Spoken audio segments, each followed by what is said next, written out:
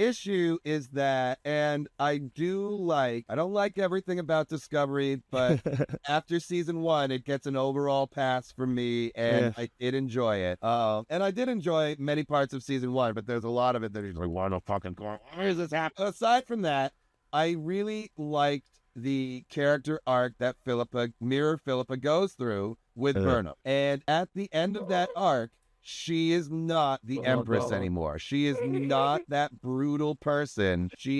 But here's the thing. Why didn't any of this fucking emotional shit come up during that story? And that's why this movie feels so detached, because this is not a character that we're familiar with. This is supposedly a character who went through that experience and is better, but somehow lamer than she was before. Instead, I loved the opening of Section 31, where it just talked about her past and the whole mirror universe tournament that they had. Like, that was cool. I like that. And like, her final test was to fucking murder her own family. That was fucking metal.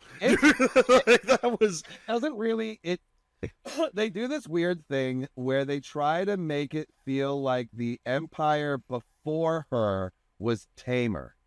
It is still intense. It is still an empire, but they talk about in the movie how like her and her ex-lover guy are like talk about in the movie, and I think maybe the micro guy who's got the fake Vulcan, which I'm not even gonna get started on that guy. That is terrible. I think he also mentions in one of his rants, because ex-lover told him about the expansion of the empire under her rule and how brutal it was compared to what the Empire was.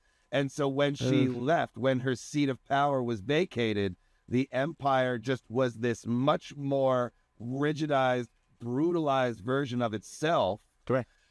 Which is why when we come up to the TOS era, Spock then starts bringing it in the other direction, which weakens it, which is why in the Deep Space Nine era, they've been overrun by the Alliance. So, I mean, it basically, the Terran Empire was probably very set before that. They were probably very stable. Sorry, they're probably really stable. And then she brutalizes them, expands the Empire beyond its means, and then a vacuum of power is created. That's how Rome fell. Boom, boom, boom, boom. All of these infighting.